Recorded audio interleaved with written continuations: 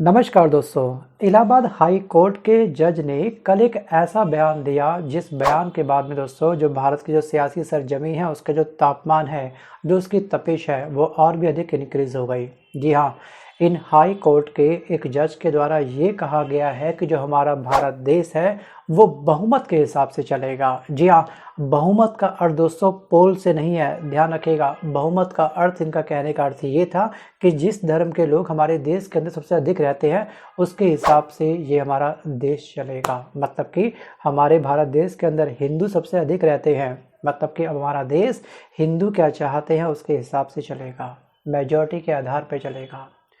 सो gas, जिस जज को विश्वास होना चाहिए, जी हाँ, भारत देश के संविधान के ऊपर, जी हाँ, देश के कानून के ऊपर जिस जज को विश्वास होना चाहिए कि आखिरकार संविधान के अंदर जो धर्मनिरपेक्ष शब्द लिखा है उसके ऊपर, जिस जज को विश्वास होना चाहिए संविधान की परिभाषा के ऊपर, मतलब कि सब मतलब समान, विधान मतलब कि नियम, जो इस देश के नियम है वो सबके लिए समान है, उस परिभाषा के ऊपर।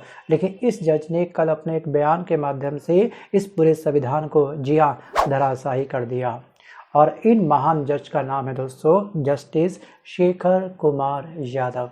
जी हाँ, इन्होंने दोस्तों आखिरकार जो कल किया वो जुडिशरी के इतिहास में कभी नहीं हुआ है। आपको बता दूं दोस्तों, जब से ये बयान निकल करके इनका सामने आया है उसके बाद से सीजीआई संजीव खन्ना मुंह छुपाने को मजबूर हो गए हैं कि आखिरकार कैसे कैसे जजों की हमने भर्ती कर ली है अपनी न्यायपालिका के अंदर। और दोस्तों पूर्व सीजीआई जो डीवाई चंद्रचूड़ जी हैं वो भयंकर तरीके से, जी हाँ, ट्रोल हो चुके हैं। सबसे पहले आप इस वीडियो को ध्यान से देखिएगा, सुनिएगा, समझिएगा कि आखिरकार उन्होंने किन किन शब्दों का प्रयोग किया है अपने इस बेतुके बयान के अंदर। उसके बाद में आता हूँ अपने लेकिन जो कठमुल्ला है जिसे कह लीजिए आप, शब्द गलत है लेकिन कहने में गुरेज नहीं है, क्योंकि वो देश के लिए घातक हैं, बिगाड़ने वाले लोग हैं, जनता को बरगलाने वाले लोग हैं, देश आगे न बढ़े इस प्रकार के लोग। इस वीडियो में किस तरह से ये जज हैं शेखर यादव, ये किस तरह से अभद्र भाषा का इस्तेमाल कर रहे हैं अपने बयान के अंदर। जी हाँ, ये विशेष धर्म के लोगों को कठमुल्ला बोल रहे हैं, कभी ये बहुमत के प्रयोग के बारे में बात कर रहे हैं। क्या दोस्तों वास्तविक रूप से हमारे भारत में अब संविधान की आवश्यकता नहीं है? जो संविधान तैयार किया गया था कि ये संविधान हमारे भारत का भविष्य लिखेगा, हमारे भविष्य को काफ़ी उज्जवल बनाएगा, लेकिन वर्तमान समय के अंदर इस संविधान को ही, जी हाँ, धराशायी करने का अप्रत्यक्ष रूप से प्रयास किया जा रहा है, वो भी, जी हाँ, जो न्यायपालिका के इतने सुप्रीम पद पर बैठे हुए हैं उनके द्वारा। ये सबसे बड़ा क्वेश्चन मार्क है कि आखिरकार हमारा भारत किस डायरेक्शन में जा रहा है। थिंक अबाउट इट, विचार जरूर करिएगा। सो गैस, ये यूनिफॉर्म सिविल कोड के बारे में अपने मन से बोल रहे थे जब शेखर यादव ने ये कहा कि मुझे ये कहने में कोई झिझक नहीं है कि देश हिंदुस्तान में रहने वाले बहुसंख्यक लोगों के इच्छा के मुताबिक चलेगा। जी हाँ, ये कानून है, कानून। Think about it. So gas, अगर बहुसंख्यक लोगों का अगर एक कंपटीशन इंडिया में चलना स्टार्ट हो गया, जी हाँ, मुस्लिम धर्म की जो आबादी है वो अधिक बढ़नी स्टार्ट हो गई और हिंदू भी इस मुहिम में, जी हाँ, कूद पड़े आबादी बढ़ाने को लेकर के, क्या एक आम इंसान के दांत खट्टे नहीं होते? जी हाँ, एक बच्चे की परवरिश को लेकर के। थिंक अबाउट इट, महंगाई कहाँ पे पहुँच चुकी है, रोजगार का स्तर इंडिया के अंदर अब कुछ है नहीं और भारत का युवा मजबूर हो रहा है डंकी मारने के लिए। जी हाँ, क्या ये मुहिम में क्या हिंदू लोग शामिल हो सकते हैं? मेरे हिसाब से तो शायद बहुत ही बड़ा जिगरा चाहिए होगा तभी वो इस मुहिम में कूद सकता है। जी हाँ, वास्तविक रूप से हमारे जो मुद्दे हैं वो मुद्दे हमारे काफ़ी बोझिल हो चुके हैं। संसद के अंदर हम लोग उम्मीद लगाते हैं कि शीतकालीन सत्र चल रहा है, वहाँ पे आम जनता के मुद्दों को उठाया जाएगा, उन पर समाधान निकाल करके हमको दिया जाएगा, लेकिन वहाँ पर मुद्दे कुछ और ही चल रहे हैं।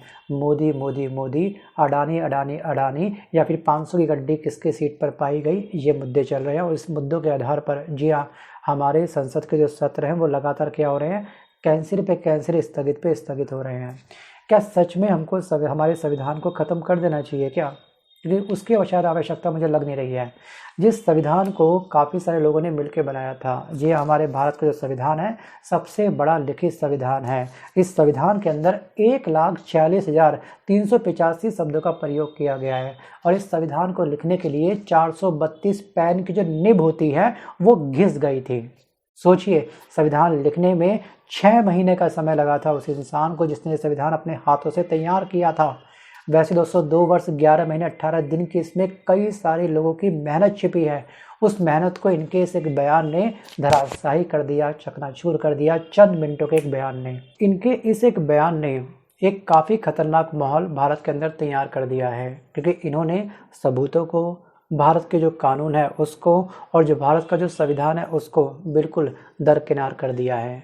और दोस्तों ये चिंता का विषय इसलिए है क्योंकि अभी 2 दिन बाद, जी हाँ 12 दिसंबर को एक याचिका पर सुनवाई होने वाली है। जी हाँ, वो याचिका है आपकी अधिनियम 1991। जी हाँ, धार्मिक स्थल अधिनियम 1991 को लेकर के चुनौती दायर की गई थी कोर्ट के अंदर, और जिसकी सुनवाई करेंगे हमारे भारत के चीफ जस्टिस ऑफ इंडिया मतलब कि CJI संजीव खन्ना, और इनके साथ में 2 जज और शामिल होंगे। जी हाँ, 3 जजों की एक खंडपीठ तैयार की गई है जो फाइनली ये बताएगी कि आखिरकार इस अधिनियम का अब कोई वजूद है भी या फिर नहीं है। जिस अधिनियम में ये कहा गया था कि 15 अगस्त 1947 से पहले जो भी हमारे पूजा स्थल हैं, जो भी हमारे धार्मिक स्थल हैं, वो एज इट इज़ बने रहेंगे, उनके साथ कोई भी खिलवाड़ या फिर छेड़खानी कोई भी अलग धर्म का व्यक्ति नहीं कर सकता है, उसके ऊपर कोई भी ऑब्जेक्शन नहीं उठा सकता है। अगर 1947 के बाद, जी हाँ 1947 के बाद से लेकर के अब तक अगर किसी मंदिर को तोड़कर मस्जिद बनाया गया है या फिर किसी मस्जिद को तोड़ के मंदिर बनाया गया या फिर कोई भी धर्म को तबाह करके दूसरे धर्म की स्थापना की गई है, उसके ऊपर तो एक्शन हो सकता है। लेकिन 15 अगस्त 1947 से पहले जो भी मंदिर मस्जिद हैं, गुरुद्वारे हैं, वो एज इट इज़ बने रहेंगे। क्या दोस्तों ये अधिनियम अभी भी वजूद रखता है अपना या फिर नहीं, इस बात को लेकर के इसको चुनौती देते हुए एक याचिका दर्ज की गई थी, जिसको लेकर के 12 दिसंबर को यानी कि परसों सुनवाई होने वाली है। और 2 दिन पहले, जी हाँ, ये इलाहाबाद के हाई कोर्ट के जज इस तरीके का बयान दे रहे हैं कि बहुमत के आधार पर इनके फैसले होंगे। दोस्तों ये चिंता का विषय सच में बहुत अधिक है। बट दोस्तों आज के इस वीडियो को मैं यहीं पे समाप्त करता हूँ। बट मैं आपसे पूछना चाहता हूँ कि वास्तविक रूप से क्या, जी हाँ, हमको देश के अंदर मंदिर तैयार करना था या फिर इस देश को मंदिर बनाना था?